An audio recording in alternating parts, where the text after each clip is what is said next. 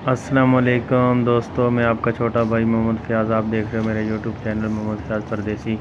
आप सोच रहे होंगे भाई वीडियो कहाँ से भेजी, आपने थंबनेल तो देख ही लिया होगा। दोस्तों, मेरा दोस्त जो 1 माह पहले पाकिस्तान से रवाना हुआ था, अल्हम्दुलिल्लाह अल्लाह के शुक्र से वो 5-6 दिन हो गए, पहुँच तो गया है इराक़ में, जो डिंकी लगा के गया था। बहरहाल उसका काम की थोड़ी परेशानी बनी हुई थी, तो शुक्र अल्हम्दुलिल्लाह उसको काम भी आज मिल गया है। तो ये उधर की वीडियो उसने बना कर भेजी है। देख सकते हो गाड़ियों के नंबर, गाड़ियाँ देख सकते हो।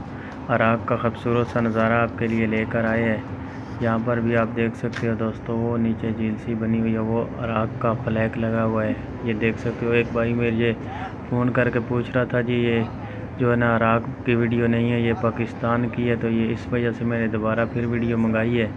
तो अगर वीडियो अच्छी लगे दोस्तों तो ज़्यादा से ज़्यादा शेयर किया करें। ये देख सकते हो आप, जो है ना फ्लैग इराक़ का लगा हुआ है। ये पाकिस्तान में नहीं है, इराक़ का ही है।